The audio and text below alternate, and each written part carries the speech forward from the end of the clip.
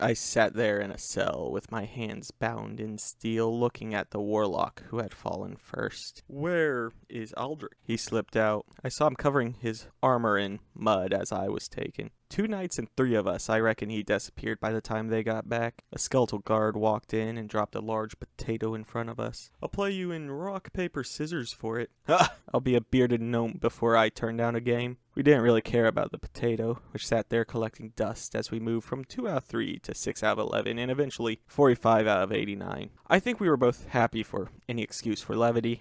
What came next was unexpected. Another few skeletons joined guards and watched a set of 3 games. At the end, they traded bones with one another. The druid later told me the bones being traded were called phalanx finger bones. We have 3 per finger, 2 per thumb, and the same for each toe, about 56 total, barring any unfortunate deficiencies. Finite and innately valuable. Not too different from gold, I suppose. We also witnessed, after another 3 games, more of them traded bones. I reckon they're betting on us. Undead don't gamble. Don't deny your senses. That's how I got myself screwed up, and it'll be how you don't understand our captors. Am I talking to Sanctus you or Kane you? Sanctus. I sought to deny the claim. It was impossible. Intelligent undead is a far graver threat than I think the warlock saw. You might not know, undead are made by taking a demon spirit out of hell and using them to manipulate a corpse. If the process were becoming more advanced, get the prisoners. My grim thoughts were interrupted and confirmed by a skeleton wearing silver armor. We walked with the chink of chains providing company. We entered what I suspect was a throne room. The warlock was put on his knees, but the voice on the throne said, "Let the dwarf stand. He is already close enough to the ground." "Bless the ground. I'd like to be close enough to break those ugly teeth." I hadn't heard of vampires then.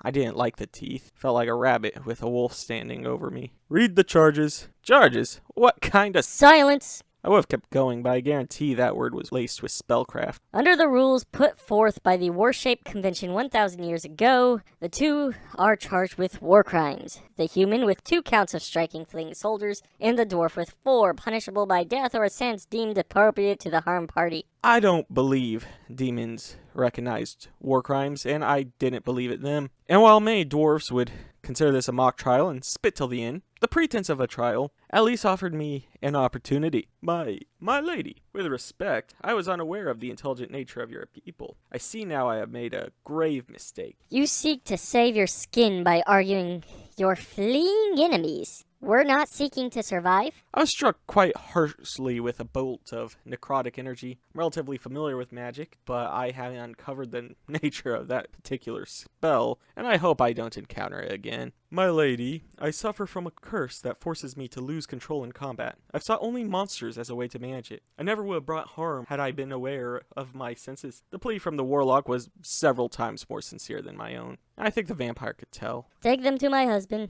We got dragged out. Behind us were 8 skeletons, 2 death knights, and of course us, still in shackles. We were made to march toward another castle in the region, a bigger castle. I hadn't seen it before. It was about this hour where our surviving companions arrived to stave our skin. 8 knights of Restus, a druid, a bard, and of course a paladin, Aldrich, wielding that yellow blade of his. They weren't very well hidden and didn't get the benefits of surprise. I and the warlock prepared ourselves to dodge any attacks, the only prudent decisions as we were shackled with no weapons. The paladin shot forward, throwing a javelin and leaping off Zubo. He seemed almost excited to rematch the knights. I was a touch confused by what happened next, for I lacked context in the attack, but 4 of the 8 knights turned on the others. In time, I learned these were undead that disguised themselves with magic. The druid and bard quickly became focused on trying to assist the veterans in their battle. While a fair decision, it had an unfortunate effect as it left Aldrich fighting the knights he had already lost to once, but this time without any aid at all. Door-sized shackles are typically fitted for bulging muscle, but I was of lean build, and with a blessing of fate had an opportunity to slip from the restraints. Still with no weapon, all I could do was start to flee. The bell of the paladin swelled again. He was losing, and the bell beyond it swelled as well. Then I got grabbed. The skeleton had an extra set of fingers linked into its hand, and I cursed my skill in that children's game when I couldn't break his grip. The paladin fell again. Thank Cain he isn't a quitter in battle, but today that didn't help. He was dragged off with the rest of us. The last I saw of the veterans fight was the druid wild shape, and the bard disguise took form. I haven't yet learned what happened to the veterans. We were in a real throne room now, bigger than the one before, and decorated with golden splendor. The king wore black robes, a crown of metal I did not recognize, and to no one's surprise, an undead form. We were placed kneeling before him, all of us this time, and of course, the first words out of his mouth were, "We have guests. Elves, show yourself." They had been in the corner, the illusion of a wall held in front of them by the bard's magic. A magic-soaked shout, "You don't see us!" responded, "I am immune to charms." I laughed in spite of myself. A few of the macabre men even joined me. The king didn't feel the need to interrupt till the laughter died down. The spellcaster had arrived without a plan and chose not to fight, joining us in captivity. The charges? For Pong, the dwarf, 4 counts of attacking fleeing enemies, 1 count of escape. For Aurelian, the warlock, 2 counts of attacking a fleeing enemy. And for Aldrich, the paladin, 17 counts of attacking fleeing enemies, 3 counts of attacking an enemy unable to continue fighting, and 1 count of excessive magic energy. You said, Aldrich? Yes, that is my name. Was your father of the founders of the Knights of Restus? Perhaps. Guards, tighten his shackles. You recognize that one? I fought his father in a duel once. The paladin jumped up and the tightened shackles were made apparent as a wise move. I'll kill you! It was an honor-bound duel. I assumed he knew the risk of combat, the same as yourself. The paladin didn't have a good response and simply spit on the floor.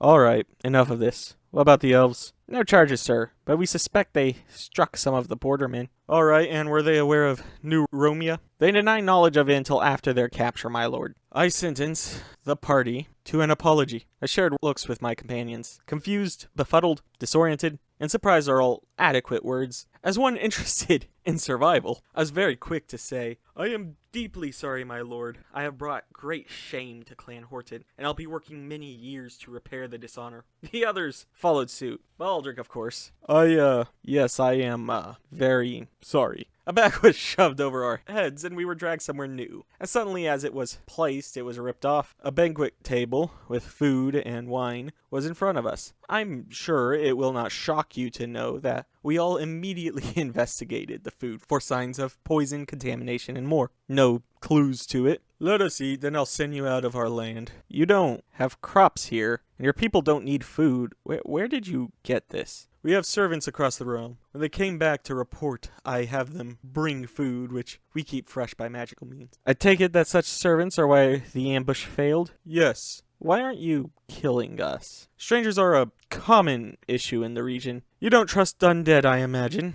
Yes. See, we are from another realm. We settled in the land when we saw it was vacant and bore no food. Unwanted land. Perfect for my people. Don't vampires need to eat? Oh yes, you came from my wife's court. The cursed nature of the land turns rivers to blood. What does another realm mean? It's some fairly advanced arcane matters. Imagine if everywhere you could possibly travel through non-magical means was a pancake, and an infinite number of pancakes were out there somewhere. With sufficiently powerful magic, you can jump between them and explore everything that you could ever imagine again. Why would you want to do that? Mold was growing over our pancake. This is a weird metaphor. Our world and its gods collapsed. So then, from the other realm, undeath isn't wicked? Yes, and that's where the problems start. See, we use undeath to bind our own souls to our own bodies, becoming functionally immortal. The new natives remember demons possessing your loved ones as undead. So you're like liches. Weaker, aside from myself, I'd call my people micro-liches, if you need a term for it. Unfortunately, that power was lost with our gods. Our population is set now. I see, and these encounters must chip from it regularly. It's better than what a war would do, particularly with the Knights of Restus. We keep our existence private. The bard, a moral one without as much prejudice against the undead, was rather bothered by the discoveries. We need to tell the other nations. They won't believe you. I barely believe it now with the undead in front of me. Then let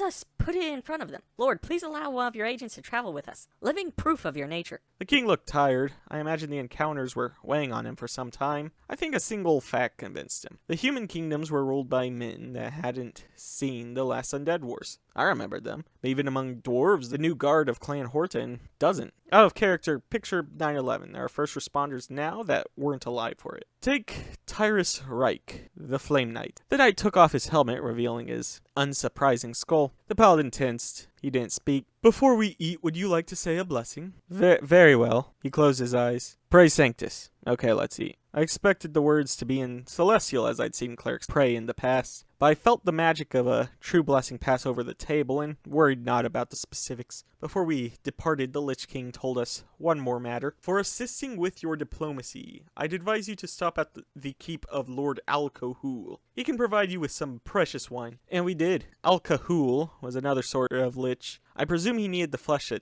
taste, which is why it wasn't stripped from him, and we left with each of our horses loaded with 2 small barrels of 200-year-old wine. The warlock took a small taste and guessed they were worth about 30 gold pieces each. A small fortune between the 4 horses. As we traveled, the paladin approached me and spoke softly so that the flame knight would not overhear. Do you trust them? I feel this is still foul magic. I won't argue with you, but we aren't dead. So, we're aiding them now? It was the bard's idea, not their request. Stay vigilant, and when the pieces fall, just make sure you see clearly before striking. What about the warlock? His mind is split and his judgment is compromised by Cain. I'll remind you that the dwarves to the north don't spit his name, as because his clerics led us through the undead wars. If they are a problem, the warlock is still with us. Thought I want to slap this into the when the ambush happened, and we learned the Knights of Restus were compromised, my thoughts went immediately to the behemoth they were in charge of protecting against undeath from episode 1, which I'll plug in this card. I don't think the DM's going that direction with the plot.